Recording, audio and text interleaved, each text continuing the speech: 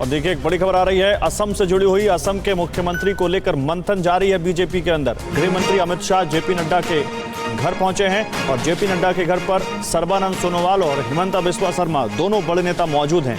BL संतोष भी JP Nadda के घर पर मौजूद हैं और इस मीटिंग में मंथन किया जा रहा है कि असम की कमान इस बार किसको सौंपी जाए। हिमंता बिस्वा शर्मा पहले चुनाव से पहले भी लगातार सर्बानंद सोनोवाल के लिए एक बड़ी चुनौती रहे हैं। अब देखते हैं कि इस पर बीजेपी के अंदर क्या मंथन चल रहा है। अमोद राय हमारे संवाददाता ज्यादा जानकारी के साथ जुड़ चुके हैं। अमोद जी, तो क्या ये माने कि आज इस ऊहापोह थम जाएगी और आज मुहर लग जाएगी कि असम का नया सीएम कौन होगा?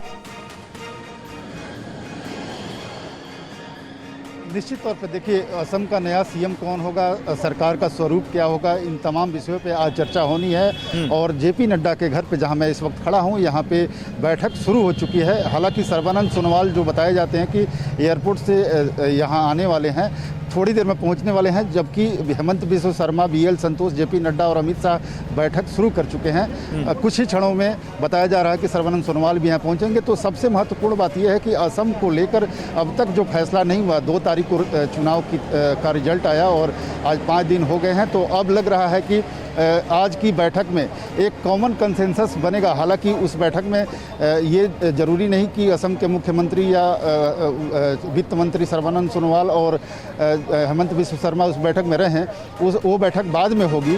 लेकिन उससे पहले एक वहाँ की जो रणनीतिक जानकारी नहीं, लेकिन एक चीज बताइए अमोद जी, क्योंकि आप तो चुनाव के दौरान पूरा असम घूमे हैं, आपने तो वहाँ की पॉलिटिक्स को अच्छे तरीके से समझा है, बीजेपी को अच्छे तरीके से समझते हैं आप। हिमंता बिस्वा शर्मा चुनाव से पहले भी लगातार सर्बानंद सोनोवाल के लिए एक बड़ी चुनौती बने रहे और ये रहा कि सर्बानंद सोनोवाल को हटाकर हिमंता बिस्वा शर्मा को कहीं सीएम की पद का ना सौंप दिया जाए चुनाव से पहले भी। क्या ये माने कि हिमंता बिस्वा आपके हिसाब से ज़्यादा सर्बानंद सोनोवाल के लिए एक बहुत बड़ी चुनौती है और हिमंता बिस्वा शर्मा के लिए कितने चांसेस दिखते हैं आपको? देखिए, निश्चित तौर पे हेमंत बिस्वा शर्मा की दावेदारी असम के लिए इस बार ज़्यादा मजबूत है और जिस तरह से उन्होंने पूरे प्रचार तंत्र में अपने आप को झोंका था, वो एक तरह से पूरे स्टेट में लीडर के तौर पे बन के उभरे हैं, इसमें कोई दो राय नहीं है।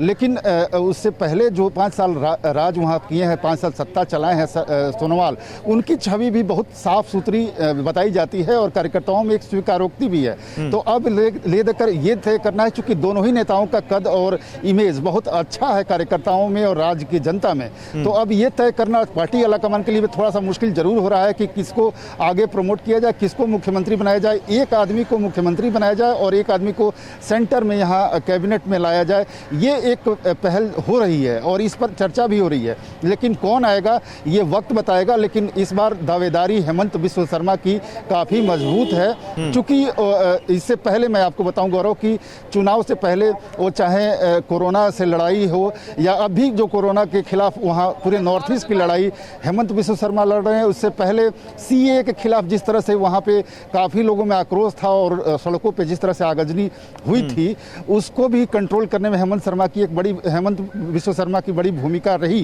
तो लिहाजा हेमंत बिस्वा शर्मा पिछले कुछ सालों में वहाँ एक बड़े नेता के तौर पर, बड़े चेहरा के तौर पर उभर कर आए हैं। निश्चित तौर पर पार्टी उनके नाम पर भी विचार कर रही है और संभावना इस बात की भी है कि उनको भी बनाया जा सकता है सीएम। तय करना है पार्टी आलाकमान को कि क्या करते हैं। ये एक थोड़ी चुनौती भरा कदम जरूर है पार्टी के लिए। शुक्रिया आपका अमोद जी इन तमाम जानकारियों के लिए। तो देखते हैं कि अब बीजेपी की जो टॉप लीडरशिप है वो कैसे अब इस चुनौती से निपटती है और किसको असम की कमान सौंपती है। फिलहाल बहुत शुक्रिया आपका। फिक्र आपकी, सोमवार से शुक्रवार रात 9 बजे सिर्फ TV9 भारतवर्ष पर।